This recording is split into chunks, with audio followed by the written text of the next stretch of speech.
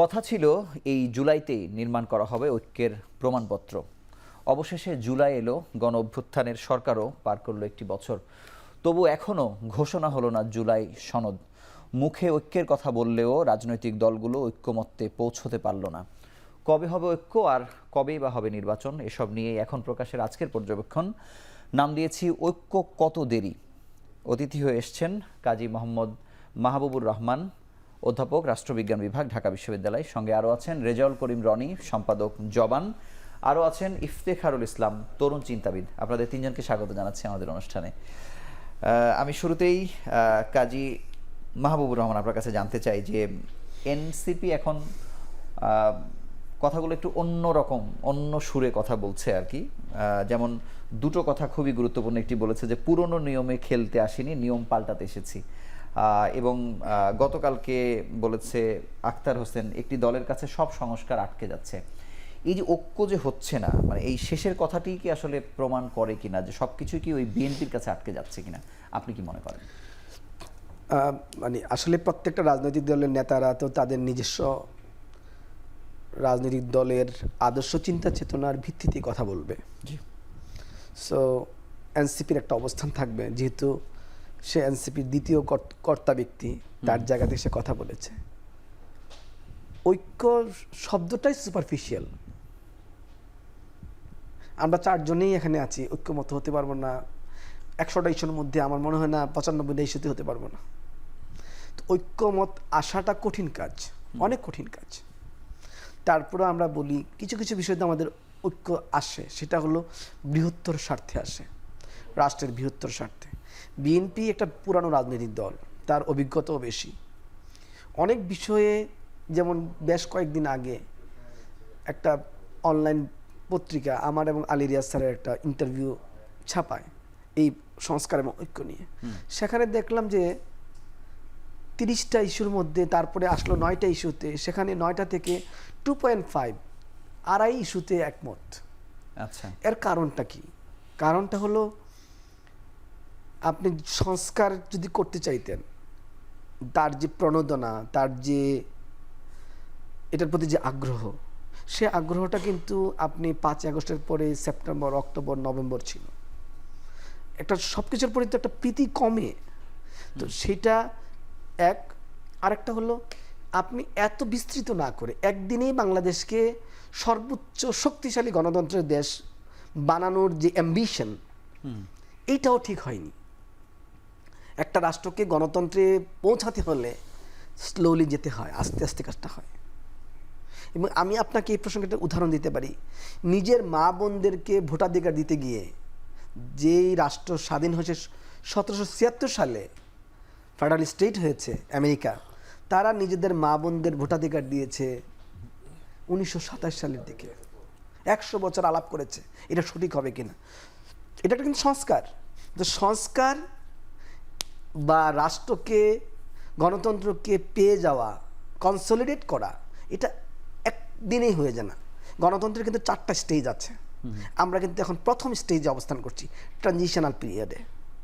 এখন এই transitional period থেকে ওভারকাম করার প্রথম উপায়টাই হলো কিন্তু নির্বাচন, এবং নির্বাচনটাকে পিরিয়ডিক্যালি ঠিক রাখা এক। দ্বিতীয়ত হলো, যারা ক্ষমতায় আসবে তারা যেন আবার নির্বাচন দিতে বাধ্য হয় একটা সময় পরে, সেটা নিশ্চিত করে রাখা। তৃতীয়ত হলো, তারা যেন ওই যে 4 বছর 5 বছর শাসন করবে, ওই সময়টায় যেন জবাবদিহি করে, এবং পরের বার যখন নির্বাচনে আসবে জনগণ যেন তাদের প্রশ্ন করতে পারে কি করলেন। এই কাজগুলো যদি আমরা ঠিকমতো করতে পারতাম।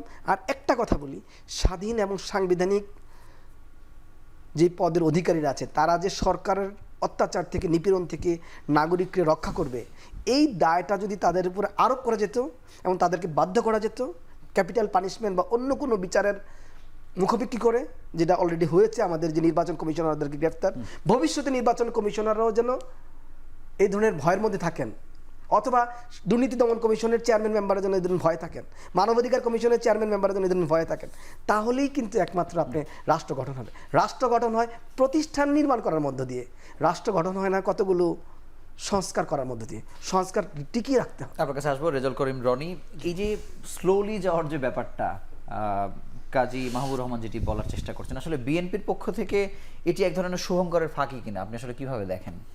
বিএনপির পক্ষ থেকে শুভঙ্করের ফাঁকি কিনে এটা আপনি বুঝলেন কেমনে, বা বুঝবো কিভাবে আমরা? জি, বিএনপি কি স্টিল টেস্টেড? তারা কি ধরেন অভ্যুত্থানের পরবর্তী সময়ে যে ধরনের সরকার গঠন হয়েছে বা তারা কি ক্ষমতায় এসে কি করবে না করবে, এটা তো আপনাকে তাকে রিয়েলি পরীক্ষার মধ্যে ফেলতে হবে। তো এখনই যদি আমরা জাজমেন্ট দিই সেটা তো অন্যায় হবে।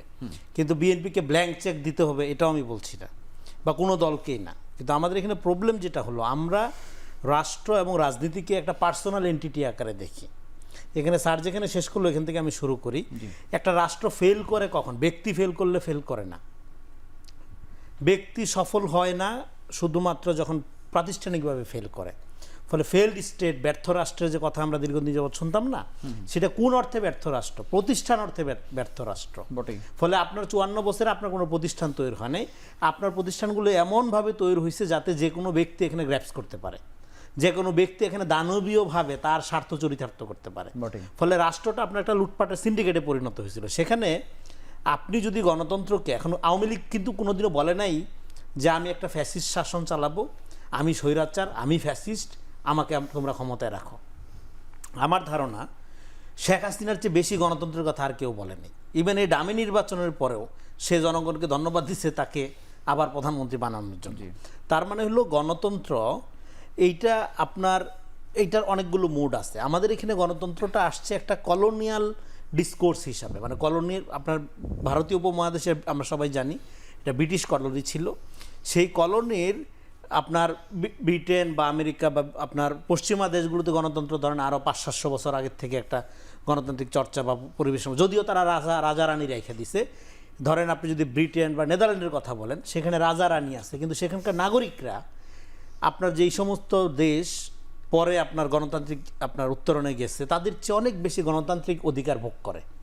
লাইক শ্রীলঙ্কা, নেপাল বা ইন্ডিয়া বা বাংলাদেশ, পাকিস্তান, এরকম দেশের কথা যদি বলি, তো সেখানে আমরাও গণতান্ত্রিক দেশ, শাসন পদ্ধতি, তারাও গণতান্ত্রিক দেশ, কিন্তু তারা রাজতন্ত্র রেখে দিছে। কিন্তু প্রতিষ্ঠানগুলোর কারণে সেখানে নাগরিকরা অনেক বেশি নাগরিক অধিকার ভোগ করে। কিন্তু আপনি একটা কলোনিয়াল লিগেসি আকারে গণতন্ত্র অর্জন করেছেন ঠিকই, কিন্তু আপনার নাগরিকরা কোনো সুবিধা ভোগ করে না। কারণ আপনার গণতন্ত্রের ধারণার মধ্যে একটা ব্যক্তি আপনি নির্বাচন করেন, কিন্তু নির্বাচিত করেন, ইলেক্টেড কিং নির্বাচন করেন, আপনি প্রধানমন্ত্রীকে ভোট দেন, কিন্তু তার কাছ থেকে আচরণটা প্রত্যাশা করেন আপনি ছাড়া বিকল্প নাই। এসব স্লোগান আমরা শুনছি না। মানে কিন্তু আমাদের এই কাঠামো চেঞ্জ না করতে পারলে এই মৌলিক সংস্কার করে লাভ রাইট। নাই। এখন কাম টু দ্য পয়েন্ট। তাহলে আপনার অভ্যুত্থানের মধ্য দিয়ে আমরা কি ঘটাইছি? অভ্যুত্থানের মধ্য দিয়ে তো আপনি ক্ষমতার পরিবর্তন ঘটিয়েছেন, ক্ষমতা কাঠামোর তো পরিবর্তন হয়নি। ফলে এখানে এই জন্য আমরা বলতেছি আমরা একটা লেট ফ্যাসিজমের মধ্যে আছি, ফ্যাসিজম উইদাউট শেখ হাসিনা। ফলে এইখানে আপনাকেও যদি বসায়, আমাকেও যদি বসায়, এই কাঠামোর মধ্যে রেজাল্ট এটাই আসবে। এবং এটা শুধু অভ্যুত্থান করছেন বললে রেজাল্ট এরকম হয়েছে, বিপ্লব হলে রেজাল্ট অন্যরকম হইতো, নো।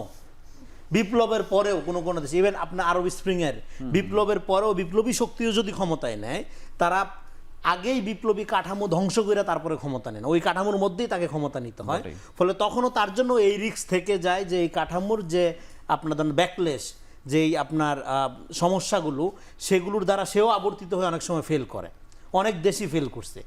হ্যাঁ, আপনার আজকে চায়না দেখেন, কিউবা দেখেন, অনেক দেশই ফেল করছে।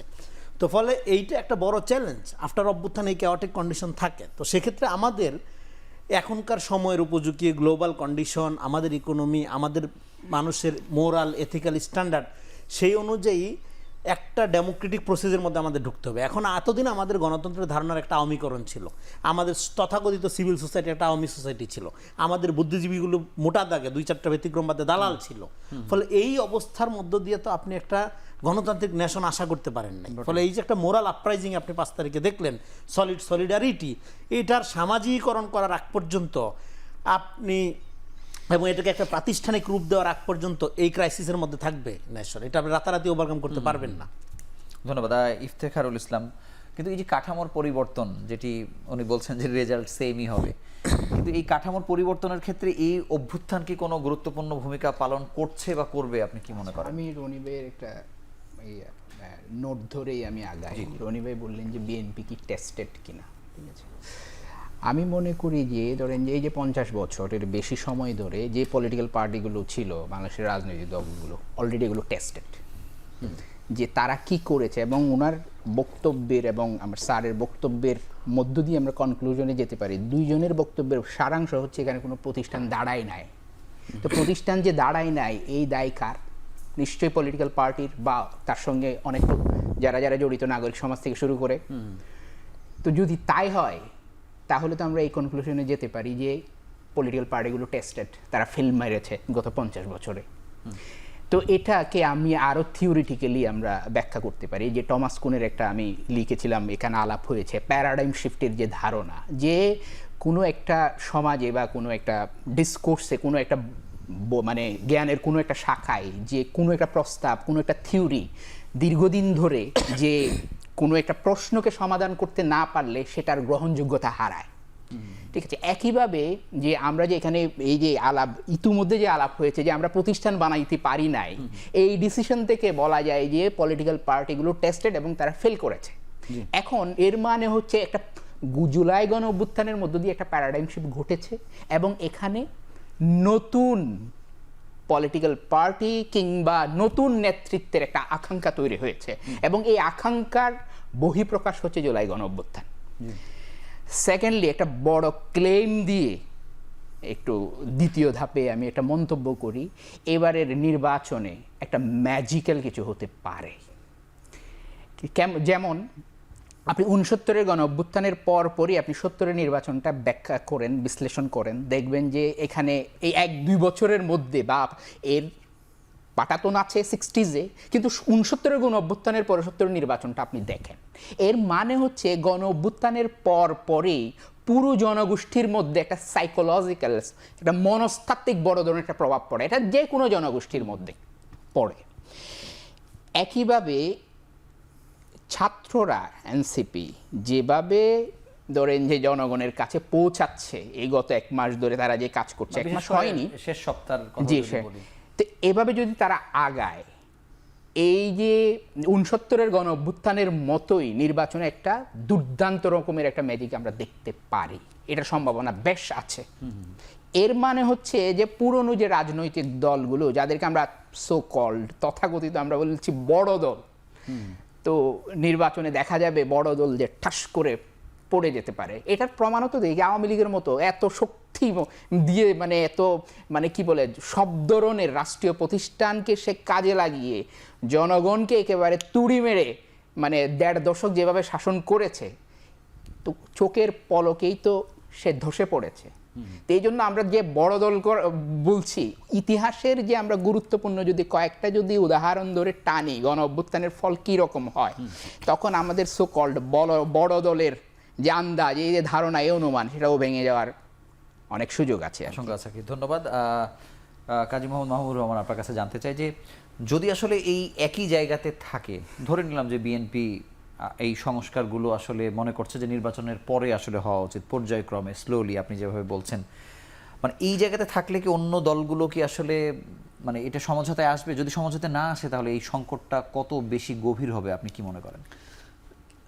এটা আসলে এত বড় সংকট না, আমি যেটা মনে করি। এখন মূল সংকট হলো নির্বাচনের প্রস্তুতি নেওয়া, নির্বাচনকে সুষ্ঠু গ্রহণযোগ্য করা। সেই নির্বাচনের আলোচনাতে তো আসতেই পারছে না রাষ্ট্র। না, এইটাই তো প্রায় আমরা তো গত 15 বছর লড়াইটা আসলে কোথায় ছিল?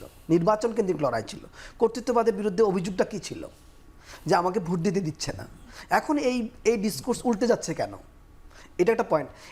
এটা উল্টে যাওয়াটা এমনটা নয় যে শুধুমাত্র বিএনপির জন্যই এই উল্টে যাওয়াটা নেগেটিভ হচ্ছে, পুরো জাতির জন্য নেগেটিভ হচ্ছে। কারণ আপনি তো গণতান্ত্রিক ট্রানজিশন অতিক্রম করবেন, আপনাকে তো পার হতে হবে রাস্তাটা। তো গণতন্ত্রে ঢোকার গেটই তো হলো নির্বাচন।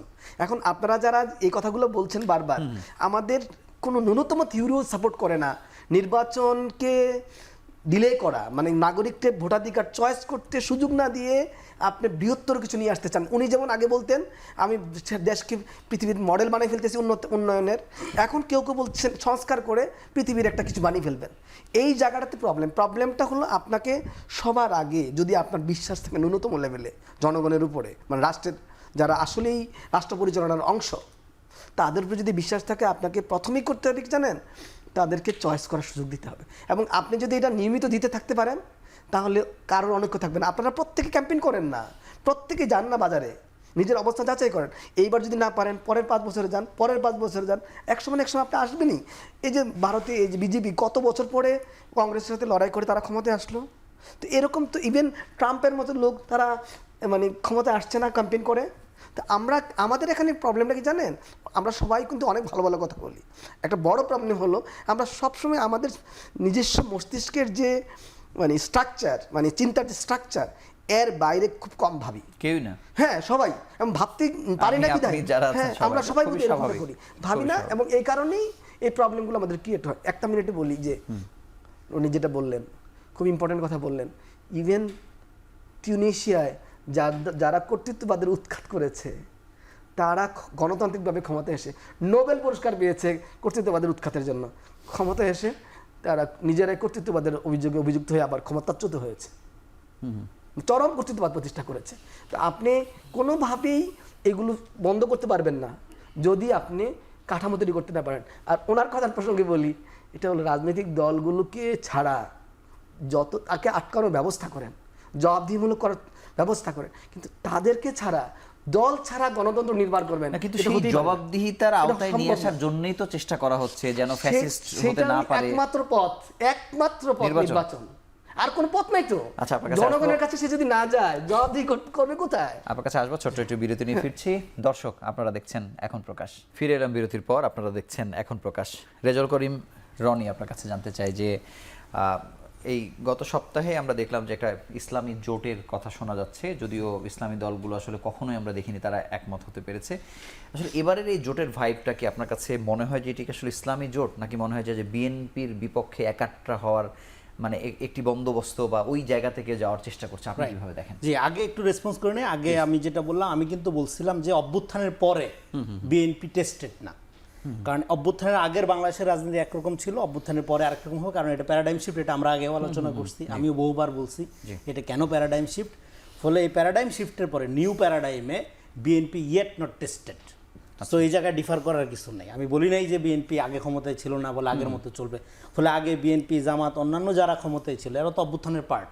ফলে অভ্যুত্থানের মধ্যে দিয়ে নতুন যে পরিস্থিতি তৈরি হয়েছে, নতুন যে রাজনৈতিক কর্তাসত্তার উদ্বোধন হয়েছে, সেইটার প্র্যাকটিক্যাল চর্চার ক্ষেত্রে কেউ পরীক্ষিত না। ফলে এখনই আপনি কাউকে জাজ করতে পারবেন না। এটা ছিল আমার পয়েন্ট আফটার প্যারাডাইম শিফট। জি।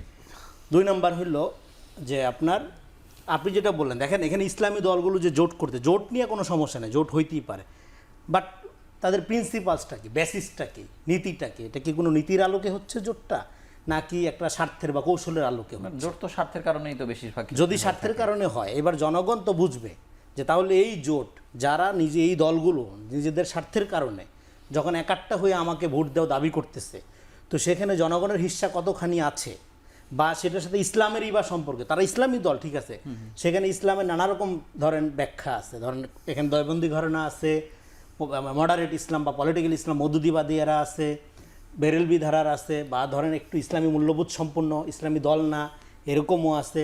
হ্যাঁ, আবার সেকুলার ঘরানার রাজনীতি করে, অধিকার ভিত্তিক রাজনীতি করে, এরকমও আছে। এরকম ধরনের সব মিলেও যদি আপনি চিন্তা করেন, তারা কি কোনো প্রস্তাবনা দিছে, তারা কি কোনো কর্মসূচি দিছে, তারা কি কোনো ইস্তেহার দিছে জনগণকে যে আমরা একটা জোট, ওকে ফাইন, ইসলামী দলগুলো নিয়ে এই জোটের কর্মসূচি হলো এইটা, আপনারা আমাদের ভোট দিয়ে ক্ষমতায় আনলে আমরা এই জিনিস করব। সেটা জনগণ পছন্দ করুক বা না করুক আলাদা, কিন্তু তারা এটা না করে শুধুই যদি বলে যে এইবার ইসলামী জোটগুলোর জন্য আলাদা একটা ভোট বাক্স থাকবে, তারপরে আমরা পিআর চাই, তারপরে পিআর চাবে কে? পিআর চাবে হলো ধরেন প্রামাণিক সাহেবের মতো লোক, যারা অখণ্ড ভারতের অংশ হিসেবে বাংলাদেশকে দেখতে চাওয়ার স্বপ্ন দেখছে 2 গোমূত্র খেয়ে। এখন তাদের হাত ধরে আপনি পিআর নিয়ে গণতন্ত্র উদ্ধার করবেন? এখানে ঘটনাটা কি ঘটবে? পিআর চাওয়ার বুদ্ধিটা কোত্থেকে আসলো? এরা কোন ধরনের রাজনৈতিক প্রজ্ঞা চর্চা করে, এটা নিয়ে আমাদের সন্দেহ আছে। এবং কাদের নেতৃত্বে এটা হচ্ছে? তারা কি 15 বছরে ফ্যাসিবাদের সময় তাদের ভূমিকা কি, সেগুলো তো আমরা দেখব।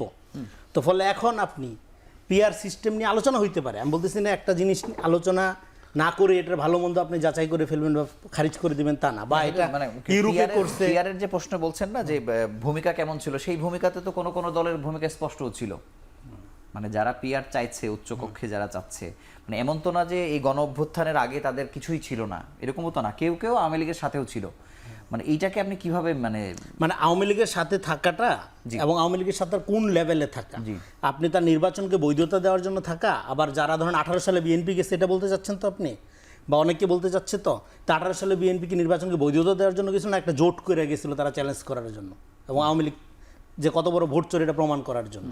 ফলে আপনারা যারা এরকম এই ধরনের ধরেন মানে ফাঁকোয়াজি এবং আপনার রেটরিক্স দিয়ে ওভারলেপ করে পুরো পলিটিক্সটাকে, দেখেন এখানে বিএনপি ক্ষতিগ্রস্ত হইলে বা বিএনপি এখানে পলিটিক্স না করতে পারলে আপনার আমার কোনো সমস্যা নাই, কিন্তু এখানে একটা ডেমোক্রেটিক স্পেস আপনার লাগবে গ্লোবাল কন্ডিশনের জন্য।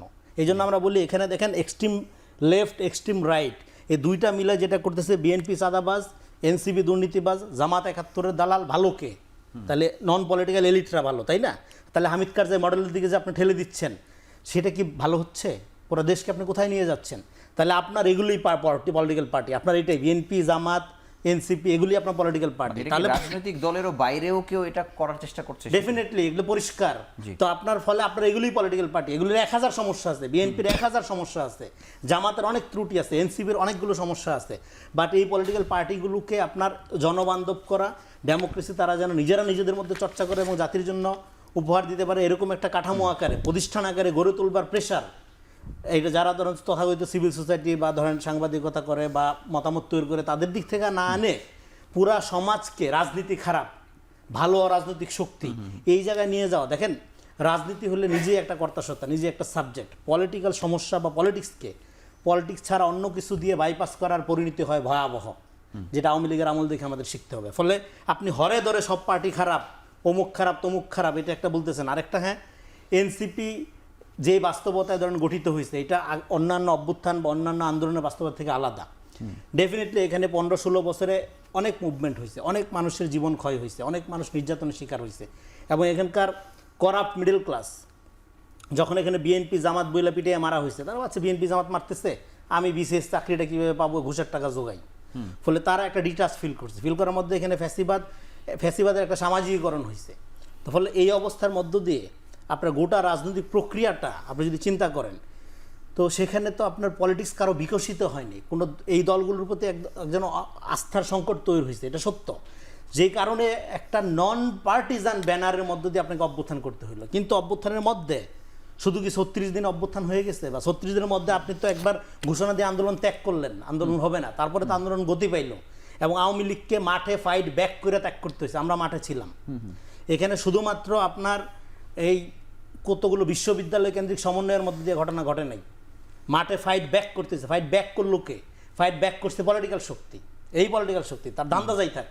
ফলে এখানে পুরা স্টাক, এবার অভ্যুত্থানের ন্যারেশনটা আপনি 71-এর মতো করে একটা পার্টিজান ন্যারেশন যদি দেন, এটার যে ন্যাশনাল স্পিরিটকে রক্ষা করার কথা আমরা বারবার বলতেছি, এটার যে নন পার্টিজান এবং সর্ব পার্টিজান যে অস্তিত্ব, এটার সাবজেক্টিভিটি যে প্লুরাল, এটা যে একটা জেনারেশনের মুভমেন্ট, এটা যে কোনো ব্যক্তির একক মুভমেন্ট না, এই যে হেগেলিয়ান প্যারাডাইম থেকে যে আমরা এটা ব্যাখ্যা করার চেষ্টা বারবার করতেছি, সেই জায়গা না গিয়ে আপনি বারবার যখন একটা দল একটা ব্লককে এটার কৃতিত্ব দিয়ে দিবেন এবং তাকে যখন রাজনীতি করার সুযোগ দিয়ে দিবেন, পরিণতি আওয়ামী লীগের মতোই হবে। 69-এর গণ অভ্যুত্থান বিশাল জনপ্রিয়তা, আওয়ামী লীগ ক্ষমতা নিচ্ছে, তাই না? সেই উদাহরণ দিল না, তারপরে আয়সা কি করছে? ফ্যাসিবাদ কায়েম করছে। ফলে এই পুরা মডেলটার মধ্যে একটা ন্যাশনাল স্পিরিটকে প্রোটেক্ট করতে পারতে হবে। এইটা এবং ক্ষমতার সাথে জনগণের সম্পর্ক, এই আপনার এই যে পপুলিজমের আলগা হাইপ, এই ফ্যানাটিসিজম, এটা তো ডেঞ্জারাস। এটা লেফট উইং হোক রাইট উইং হোক যেখানেই হোক, ফ্যানাটিজমের বাইরে একটা ক্রিটিক্যাল ম্যাচ তৈরি করে ভোটাধিকার ভিত্তিক জনগোষ্ঠী তৈরি করা, আপনার জনগণ না, নাগরিক ভিত্তিক। এই জন্য আমরা বলতেছিলাম আগামী দিনের রাষ্ট্র কিভাবে চলবে, এখানে দল যার যার রাষ্ট্র সবার।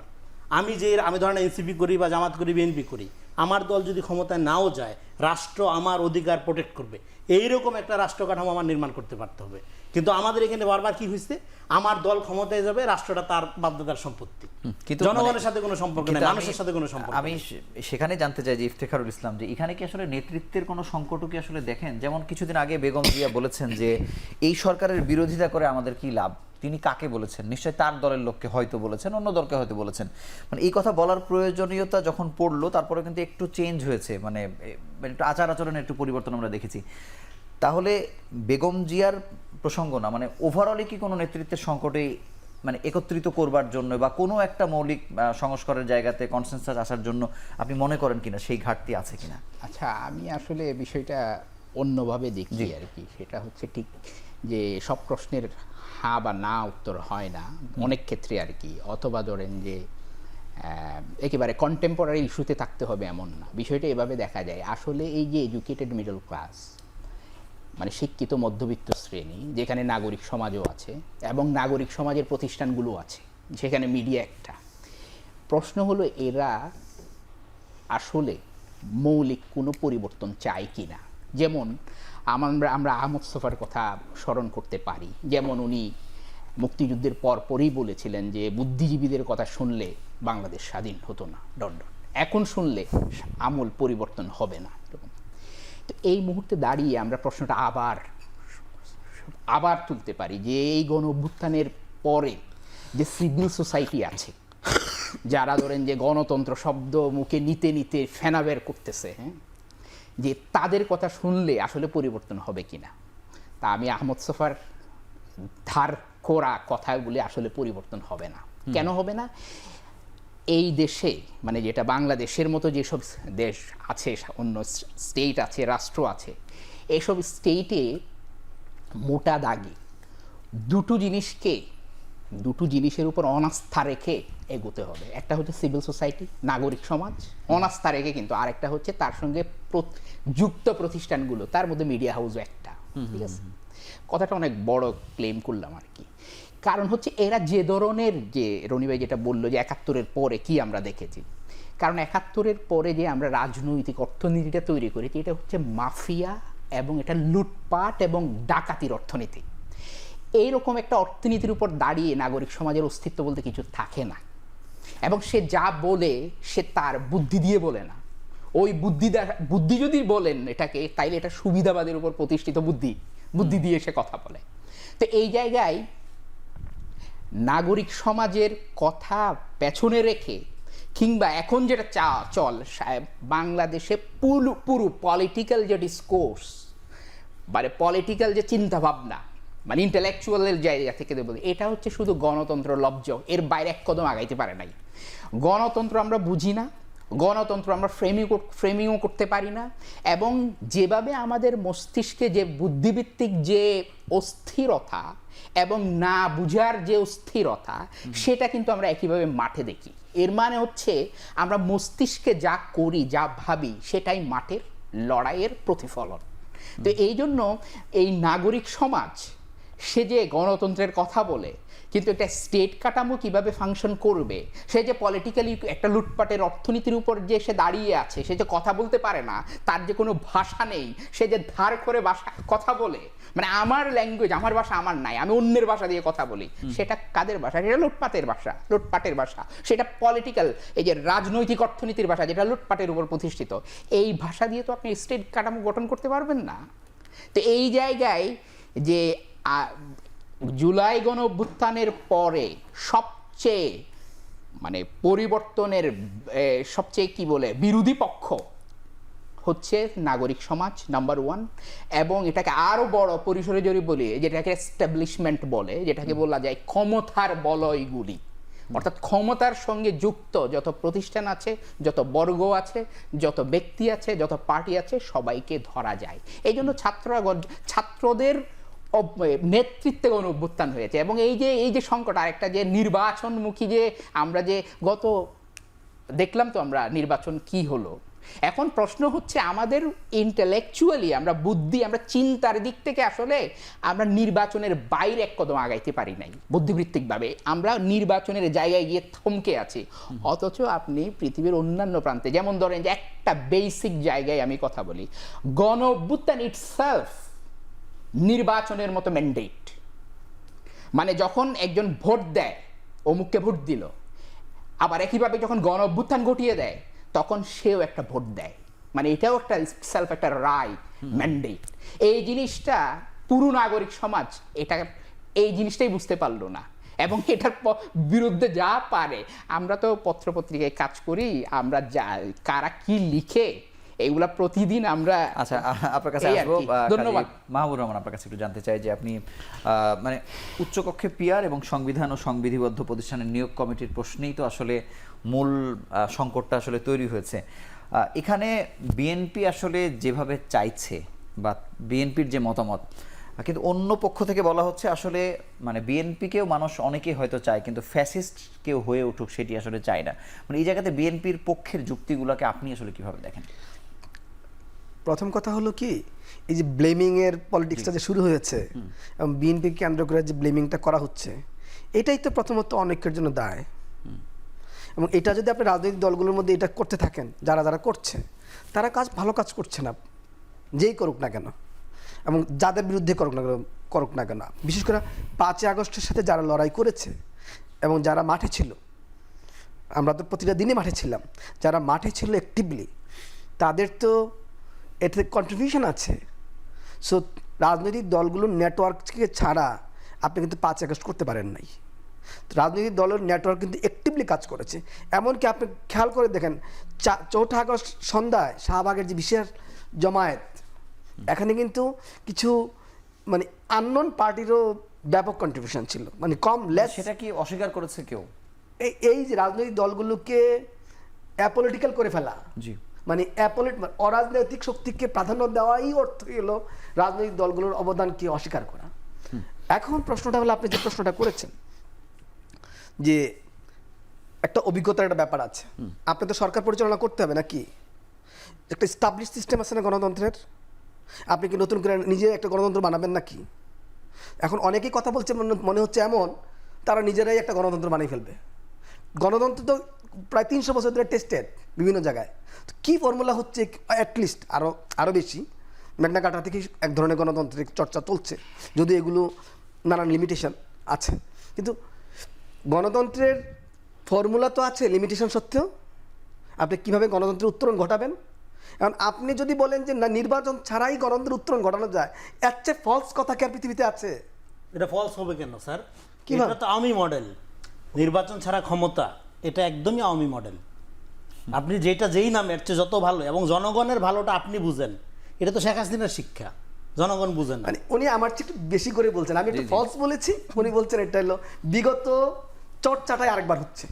এখন আপনি রাজনৈতিক শক্তিগুলোকে, পলিটিক্যাল নেটওয়ার্কে, উনিও এই কথাটা কিন্তু বলেছেন, পলিটিক্যাল নেটওয়ার্কের যে ইনভলভমেন্ট ছিল, 15 বছর পলিটিক্যাল নেটওয়ার্ক যেভাবে ভোগান্তির শিকার হয়েছে, তারা এখন আপনার সংস্কারের বিরোধিতা করছে, নির্বাচনের মানে চাচ্ছে, বা অন্য অনেকগুলো রাষ্ট্রীয় কাঠামোর বিরোধিতা করছে। এই কথাটা ব্লেমিং না করে আমরা বুঝতে হবে যে সরকার পরিচালনা কিন্তু করতে হবে। এমনি দেখেন আপনি আমাদের সংসদ, আপনার প্রশ্নটার মধ্যে চলে আসছি, আমাদের সংসদে 300 লোকের যে ভার, তাদের কেন্দ্র করে যে নেটওয়ার্ক তৈরি হয়, এর মধ্যে যদি 50টা লোকও খারাপ হয়, ধরেন আমরা সামনে 250 লোক ভালো আনবো, তাতেও যে পরিমাণ নেটওয়ার্ক তৈরি করা, যে ধরনের মাস্তানি এবং যে ধরনের খারাপ কাজ হয়, সেটাই আমরা নিতে পারি না। এরপরে আপনি উচ্চকক্ষ তৈরি করলেন, সেখানে যদি 300 লোকের মধ্যে 200 লোক খারাপ পড়ে যায়, পড়তেই পারে। তারপরে আপনি পিআর সিস্টেম আনলেন, পিআর সিস্টেম আনার পড়লে কি হলো, ওই সংসদের মধ্যে ছোটোখাটো অনেক রাজনৈতিক দল আছে, যে সকল রাজনৈতিক দল একটা মধ্যে মনেই করে যে তারা কখনো ক্ষমতায় আসবে না, কাউকে সার্ভিস দেওয়াটাই তার কাজ। এখন এ যদি 2-3টা আসন পায়, এবং বড় দলের যদি এরকম 5টা আসন লাগে কোন একটা ইস্যুতে পাশ করানোর জন্য বা তার সরকারে থাকার জন্য, তখন যেই পরিমাণ মাস্তানি করবে, সরকারটা পরিচালনা করতে পারবে না। আপনি এমন একটা বাজে সরকার এবং বাজে রাষ্ট্র হয়ে উঠবে, এই যে সংস্কারগুলোর কথা বলছেন, এগুলো যদি আপনি ধীরে ধীরে বাস্তবায়ন না করেন, মানে এটাকে অ্যাবজর্ব করার যে সামর্থ্য সেটা তৈরি না করেন। সে কারণে আমরা যারা একটু কম মানে অ্যাক্টিভিস্ট, বেশি পলিটিক্স পড়ি, তারা মনে করি আপনাকে সংস্কারে যেতে হবে একটু স্লোলি, এবং কিছু বিষয়ে অবশ্যই একমত হতে হবে। আপনি যেটা বললেন যে সাংবিধানিক প্রতিষ্ঠানগুলোর যে মানে যারা সদস্য এবং চেয়ারম্যান হবে, কি প্রক্রিয়া নিয়োগ হবে, শেখ হাসিনা সবগুলো কমিশনের মাধ্যমে নিয়োগ দেয় নাই। এই নির্বাচন, গত 3টা নির্বাচন কমিশনাররা একটা কমিশনের মাধ্যমে নিয়োগ দেয় না। এমনকি কোনো কমিশনে এমন কিছু ভদ্রলোক ছিলেন, কল্পনাই করতে পারেন না, আমি নাম বলছি না এখানে, যারা খুবই রেসপেক্টেড, তাদের হাত দিয়ে এরা নিয়োগ পান নাই। বিষয়টা হলো কাকে নিয়োগ দিলেন সেটা ইম্পর্টেন্ট না তো, এই লোকটাকে আইনি কাঠামোর মধ্যে আটকালেন কিনা, কোন প্রক্রিয়া নিয়োগ দিলেন সেটাও ইম্পর্টেন্ট না। এই লোকটা মনে করে কিনা, আপনি মনে করেন যদি যে এই এখন টেলিভিশনে আপনার চাকরি রক্ষা করতে হলে কি করতে হবে কি করতে হবে না, সেটা যদি আপনি বুঝতে পারেন, তাহলে আপনি নিয়মের মধ্যে থাকবেন। আসলে দরকার ছিল হলো সাংবিধানিক প্রতিষ্ঠানগুলো পরিচালনা, নিয়োগের নিয়ম তৈরি করা। আপনি ভাবতেছেন আমরা একমত হয়ে করব, একমত হয়ে একটা নিয়োগ দিতে পারবেন? প্রবলেমটা এখানে। বিএনপির যে অবস্থান, এই অবস্থানটা এখানেই। আপনি কাঠামো তৈরি করেন, এই প্রক্রিয়ার মধ্য দিয়ে শেখ হাসিনাও ছিলেন, সেটা কিন্তু কোনো বেনিফিট। আপনাকে ধন্যবাদ। আমরা আরো একটু ছোট্ট বিরতিতে যাচ্ছি। দর্শক, আপনারা দেখছেন এখন প্রকাশ। আবারও ফিরে এলাম বিরতির পর। আপনারা দেখছেন এখন প্রকাশ। রেজাউল করিম রনি, আপনার কাছে জানবো যে যেমন আজকে নাহিদ ইসলাম বলেছেন যে যারা জুলাই গণ অভ্যুত্থানকে যারা সাংবিধানিক ভিত্তি দিতে চান না, তারা মুজিববাদের পথকে প্রশস্ত করতে চায়।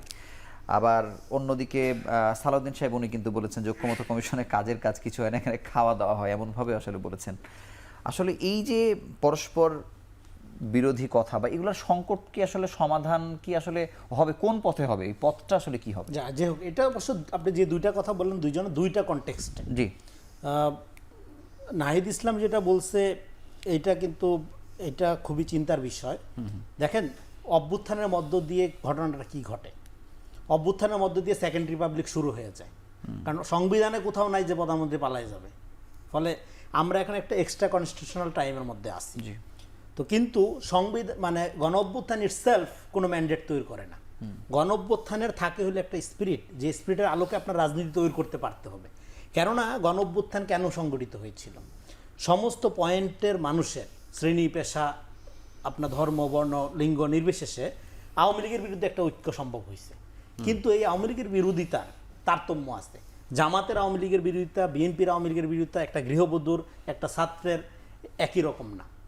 এই যে বিভিন্ন রকম আওয়ামী বিরোধিতা, এই বিভিন্ন রকম বিরোধিতার ক্যাওয়াসটা আপনি এখন লক্ষ্য করছেন। কিন্তু আবার আওয়ামী লীগের প্রশ্ন সব এক, এই কান্ট্রি উইদাউট আওয়ামী লীগ এই প্রশ্নে। ফলে আপনি যদি গণ অভ্যুত্থানকে ম্যান্ডেট ধরে নেন, তখন যেটা হবে, এই সিম্পলিফিকেশনটা হবে যে আওয়ামী লীগের প্রশ্নে বিরোধিতার মাত্রা সবার একই রকম না, সবাই একইভাবে এটাকে ট্রিট করে না, কিন্তু আবার সবাই আওয়ামী বিরোধী। বটে। তো তাহলে যেটা হবে, অভ্যুত্থানের মধ্যে আপনি এই যে একটা ইউনিক, অস্বাভাবিক, অসাধারণ, অকল্পনীয়, যেটাকে আসিফ বায়াত বলে যে every revolution is a surprise, এই যে আপনি একটা সারপ্রাইজিং ঐক্য অর্জন করলেন, এটার যে একটা স্পিরিট আপনার জন্য, তার আলোকে একটা ন্যাশন বিল্ডিং প্রজেক্ট নেন। তার মানে আপনার রাজনীতি লাগবে। এবং 5 তারিখের পরে সমস্ত রাজনৈতিক দলগুলোর জন্যই রাজনীতি করাটা একটা চ্যালেঞ্জ আকারে হাজির হয়েছে। কারণ জেনজি জেনারেশন কি চায় না তার বিরুদ্ধে রায় দিচ্ছে। তারা ক্যাডার ভিত্তিক রাজনীতি চায় না, তারা মাফিয়াতন্ত্র চায় না, তারা পাওয়ার ক্যাপচার বা এলিটস এই ফরম্যাট দেখতে চায় না। তারা একটা ফ্রিডম চায়, তারা একটা নাগরিক ভিত্তিক রাষ্ট্র চায়, যেখানে তার অধিকার, তার স্বাচ্ছন্দ্য, তার চলাফেরা এটাই প্রিন্সিপাল থাকবে, এটা গুরুত্ব দেওয়া হবে। মানে তাদের চাওয়া তো সব কিছুতেই তো সবাই একমতই ছিল, কিন্তু এই প্রসঙ্গে এসে তো আবার এখন চাওয়াটা চেঞ্জ নাহিদ ইসলাম যেটা বলছে, এখন এইটার এই যে প্যারাডাইম শিফট ঘটে গেল, এই যে আপনি সেকেন্ড রিপাবলিকে ঢুকে গেলেন, এইটার তো সে আপনার রক্ত দিয়ে অর্জন করেছে এই জেনারেশন জেনজি, তাই না? এখন এইটার স্বীকৃতি যদি আপনি না দেন, তাহলে কি হবে? তাহলে যেটা হবে, একটা পলিটিক্যাল ক্যাওয়াস তৈরি হবে সামনে, যেটা রক্ষী বাহিনী গণবাহিনী ফেনোমেনা আকার 71-এর পরে আমরা দেখছিলাম। ফলে এটা শুধু স্বীকৃতি না, জুলাই সনদ আপনার লাগবে, কিন্তু সেটা কি কোনো দলের না, এনসিপির না, বিএনপির না, জামাতের না, এটা জাতীয় সনদ আকারে লাগবে। কারণ আপনি অভ্যুত্থানের মধ্যে দিয়ে একটা জাতি গঠনের স্পিরিট অর্জন করছেন। এটা এনসিপির স্পিরিট না, জামাতের স্পিরিট না, বা বিএনপির স্পিরিট না। ফলে এই যে ন্যাশনাল ইন্টারেস্টের জায়গাটা, এটা আমাদের বুঝতে পারতে হবে। এখন আমরা অভ্যুত্থানের পরে যেটা শুরু করছি, in the name of democracy, দেখেন গণতন্ত্র কখনো কখনো আফিমও হইতে পারে, এই আলোচনা আমরা করছি। গণতন্ত্র সমাধানের পথটা বলেন, গণতন্ত্র একটা ফিউচার টেন্স। গণতন্ত্র কথাটা যখন আমরা বলি, এটা পৃথিবীতে পারফেক্ট গণতন্ত্র বেরো কিছু নেই, আমরা গণতন্ত্রের দিকে যাব। ফলে গণতন্ত্রের নামে হাসিনাও এখানে অনেক কিছু করছে। তো এখানে আমাদের যেটা করতে হবে, সেটা হলো ক্ষমতার সাথে জনগণের সম্পর্ক নির্ণয়ের জন্য, স্থাপনের জন্য আপনার প্রতিষ্ঠানগুলোকে জনবান্ধব করতে হবে। রাষ্ট্র, তারপরে অভ্যুত্থান, সংবিধান, এই প্রতিষ্ঠান, এগুলোকে আমরা ব্যক্তি আকারে দেখি, ব্যক্তি না, এগুলো দেখতে হবে প্রতিষ্ঠান আকারে। ইভেন ক্ষমতাকেও আমরা ব্যক্তি আকারে দেখি, চেয়ার আকারে দেখি, এবং তাকে পূজা করা শুরু করি। এর মধ্য দিয়ে ফ্যাসিবাদ প্রাতিষ্ঠানিক রূপ লাভ করে। এই জন্য আমাদের পাওয়ার শুড বি ইম্পার্সোনাল। এবং এটাকে যখন আপনি, এবং প্রতিষ্ঠান বলতে কি বোঝায়, যেমন সহজ একটা উদাহরণ দিই, এক সেকেন্ডে।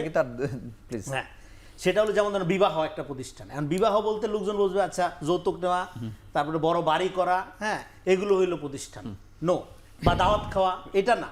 প্রতিষ্ঠানটা হলো এই যে বন্ধনটা হলো বিবাহ খোদ, যেটা এই যে হলি আপনার একটা বন্ধনটা, এইটা হলো প্রতিষ্ঠান। ফলে প্রতিষ্ঠান কথাটা যখন আমরা বলি, তখন আমরা ইট পাথরের বিশাল অট্টালিকার কথা বলি না, আমরা এটার ভ্যালুজের কথা বলি, এটার মূল্যবোধের কথা বলি। 1 মিনিট ইফতেখারুল ইসলাম, আপনার কাছে শুধু জানতে চাই যে এই যে বিএনপি কে নিয়ে যে এক ধরনের অপপ্রচার, যেটি অনেকেই বলার চেষ্টা করছেন, আবার অনেক ঘটনা ঘটেছেও, যেমন একটা চাঁদাবাজির যদি এক্সাম্পল আমরা দিই, প্রচুর মানে এই অনেককে বহিষ্কার করার পরেও দেখা যাচ্ছে চলছে আর কি।